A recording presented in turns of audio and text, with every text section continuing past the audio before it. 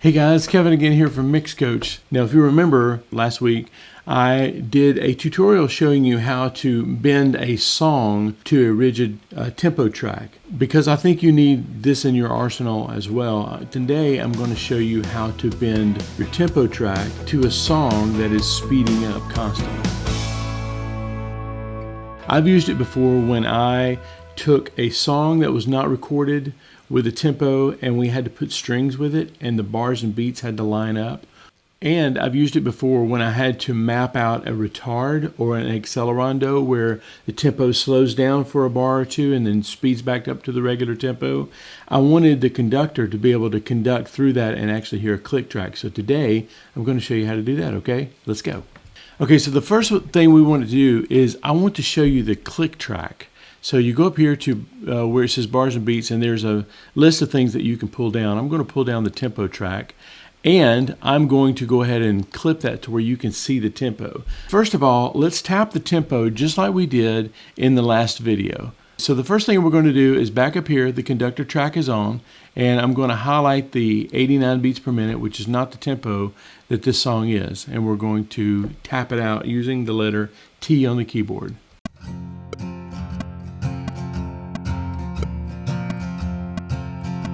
Okay, so I know the tempo changes, so it's going to be around 118 to start with, okay?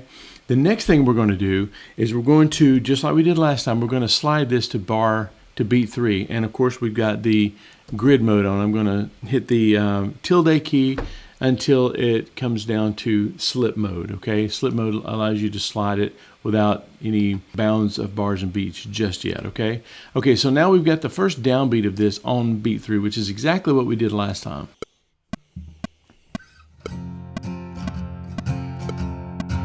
So as you can see, the beat is still not lining up. The only thing that lines up is the downbeat of the first beat. We're going to change all of that. We've got this tempo track, and the first thing we're going to do is let's go ahead and mark the downbeat, which probably not necessary, but I want to do it just out of habit. I have tab to transient turned on. It's this button here. I've got it turned on. That means that I can tab and it will either land on the beginning of the region or a significant transient in the waveform. It's not always dead accurate, and we're going to use it loosely today. But as you can see, I'm tabbing over, and you can see that it's landed right there on the first. So the first thing I'm going to do is hit Command I. That is going to bring up this menu, which is off screen, and I'll probably have to pull it up every time. But as you can see, location is bar 2, beat 4, tick 947, which is really, really close to 3 where we put it. So we're going to go ahead and just put 3 in there and then hit OK. That is going to make that bar is going to land on bar 3. So let's go ahead and when we hear it going off, let's just mark every measure or so.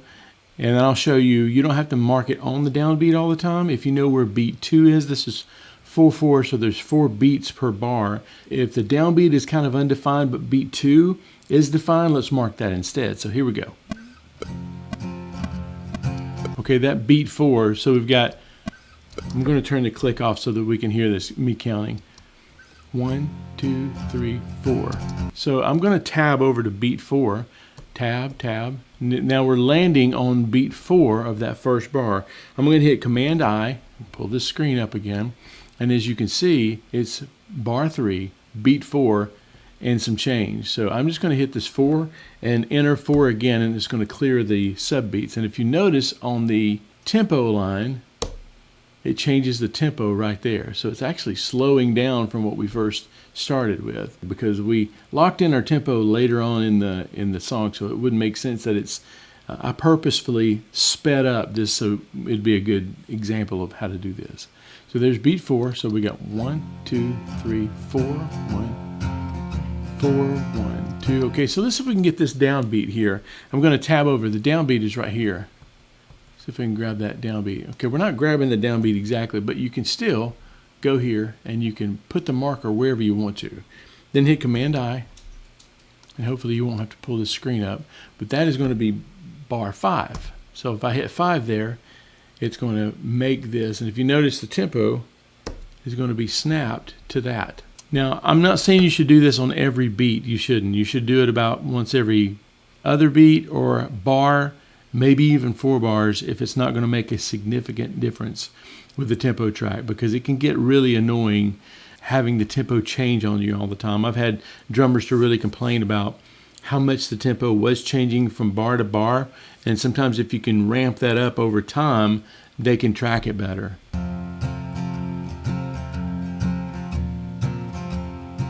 Okay, so that beat 2 of bar 7, I think. So we've got bar 5, 6, 7. 7 beat 2, I'm seeing is pretty strong right there. That's 7 beat 2.